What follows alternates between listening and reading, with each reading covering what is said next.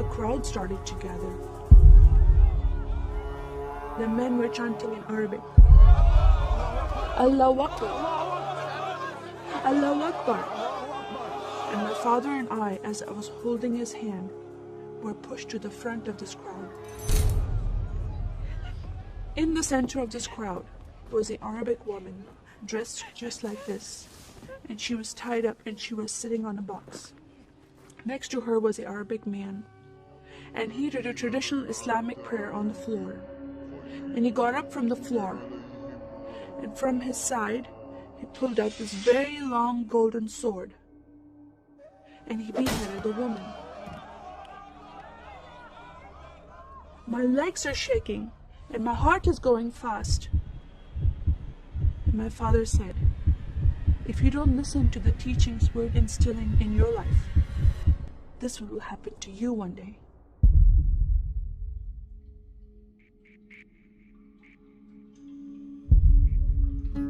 I was born and raised in a small country by the name of Kuwait, a community of 98% Muslim population. 2 of my uncles are imams, and 1 is president of a mosque, where I would hear the call to prayer 5 times a day. As a Muslim, the word Yahudi, which means Jew, was instilled in me as a bad word, as a cuss word. Yahudis should not exist.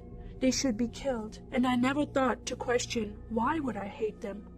I never met Jewish people in my life. They never did anything to harm my family. I just hated them. Just the word brought hatred in my heart. It's very important to learn the Quran and the Hadith and even memorize it in Arabic. I even entered a competition where you recite a long chapter in front of Islamic leaders and teachers.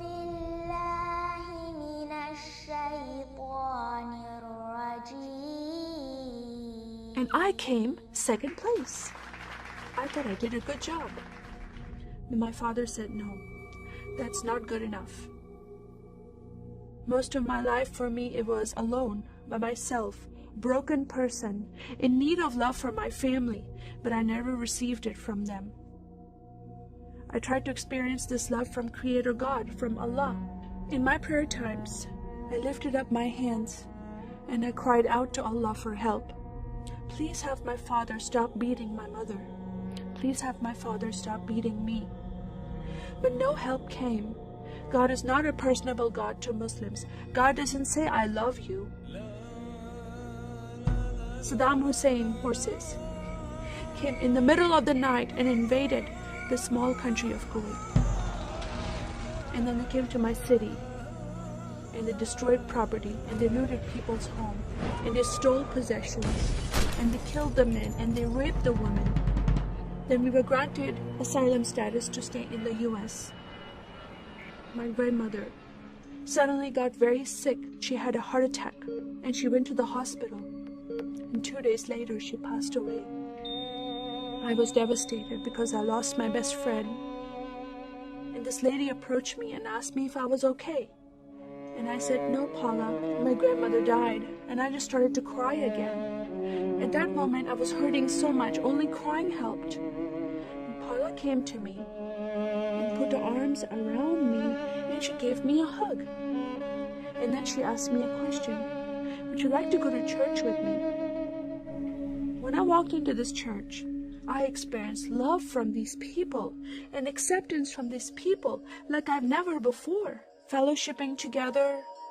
They were men and women together. They didn't have to be separate.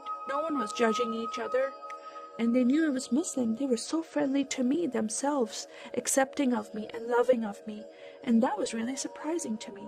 And for the first time in my life, I heard a message from the Bible. I started reading the message about Yeshua. When he walked into the synagogue, he was given a scroll from Prophet Isaiah, and he opened the scroll and he started reading that scripture. That the Spirit of the Sovereign Lord is upon me, because he has anointed me to preach the gospel to the poor. He has sent me to heal the broken heart and to proclaim liberty to the captive and freedom of sight to those who are bound, to proclaim the year of the Lord's favor. First time I heard these words of freedom and healing and liberty. I'm desperate to be freed from bondage. I was held captive in Islam, and I wanted to be freed from that. I was blinded with so much hatred in my heart.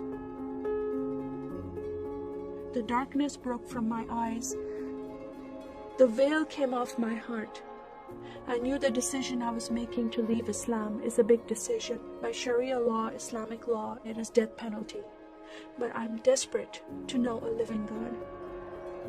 In that day, I gave my life to becoming a follower of Jesus. This is the God of Israel, God of Abraham, Isaac, and Jacob.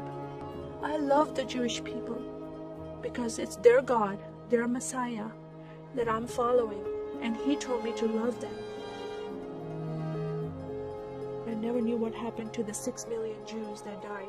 I never heard that in Kuwait in history. Now that I met Holocaust survivors, I know their story, and I shared my story with them.